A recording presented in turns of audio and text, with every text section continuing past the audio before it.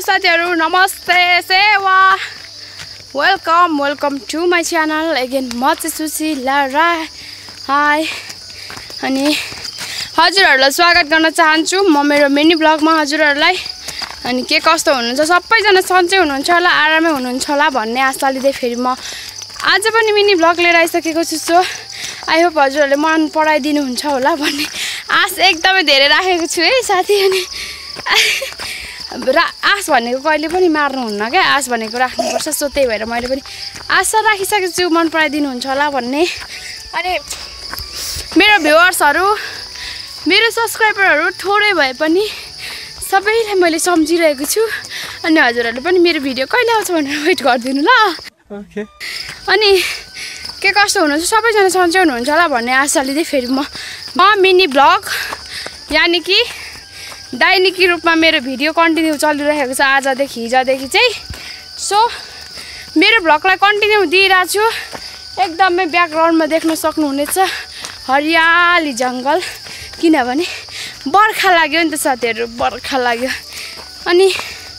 यस्तै हो बर्खा लागेपछि एकदमै हरियाली हुन्छ गाउँघरतिर है अनि आज चाहिँ म हिँड्दै भ्लग बनाइरहेको छु हो अनि म चाहिँ कहाँ जाँदैछु त्यो भन्नुभन्दा अगाडि मैले तपाईहरुलाई के भन्न चाहन्छु भने यदि नयाँ साथी हुनुहुन्छ भने सब्स्क्राइब चाहिँ गरिदिनु पुरानो साथीहरु हुनुहुन्छ भने एउटा कमेन्ट चाहिँ छोडिदिनु होला अनि लाइक पनि ट्याङ दिदिनु न ल अनि यो चाहिँ किनभने मेरो नयाँ च्यानल हो साथीहरु अनि मेरो चाहिँ नयाँ च्यानल हो पुरानो च्यानल चाहिँ मैले बिर्से दुःख लागिरहेछ मेरो पुरानो च्यानल चाहिँ मैले माया मारिसके किनभने त्यस्तै भयो कुछ भी प्रब्लम हो या अरे नहीं कुछ भी प्रब्लम भयो होला त्यो मलाई थाहा भएन चिम्टी कहाँ छ माथि रहेछ अनि कुरा भनेको यस्तै हो साथीहरु हैन म चाहिँ कहाँ जाँदैछु हिँड्नु छिटो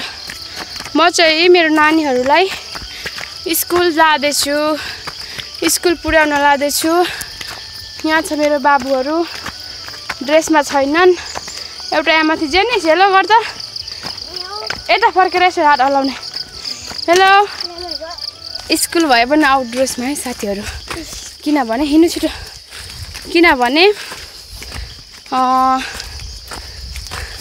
नर्सरीमा अहिले भर्खर एडमिसन गरेको हो नि त सो त्यही भएर अलिक बार त्यस्तै हो कुरा भनेको साथीहरु स्कुल टाढा लानुपर्छ मेरो नानीहरुलाई चाहिँ माथि है अलिकति यिनीलाई हिँडेर जानलाई पनि यिनीलाई म त अब बुढी भइहाले है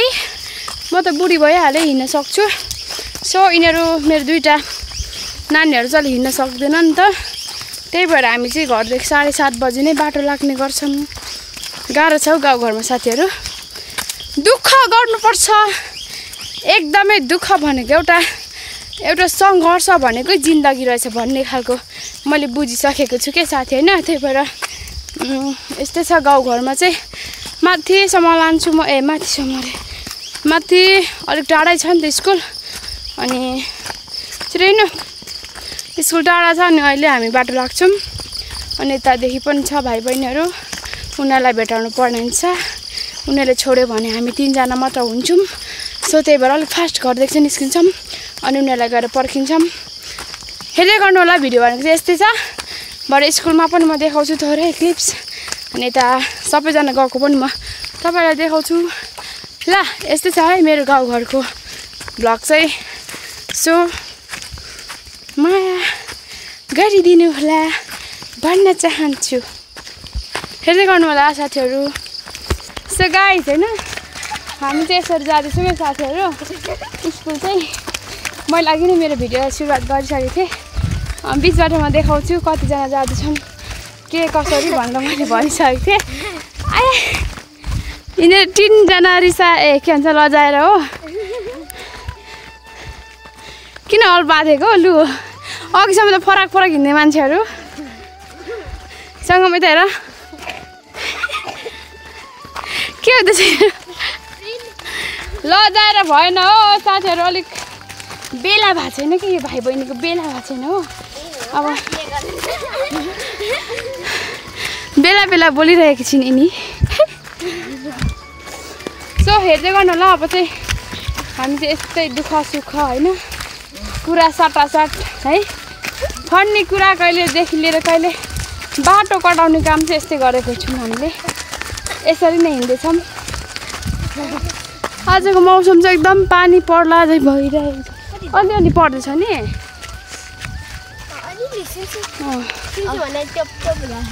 अब चाहिँ हेर्दै गर्नु ल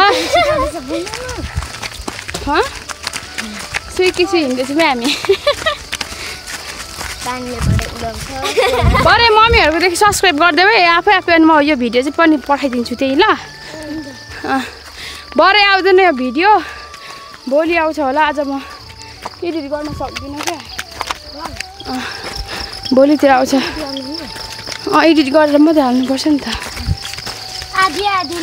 टुक्रा बनाउने साथीहरू नानीहरूलाई चाहिँ स्कुलमा छोडेर म चाहिँ यता पर बस्छु नि त स्कुलमा पर्खिनु त भएन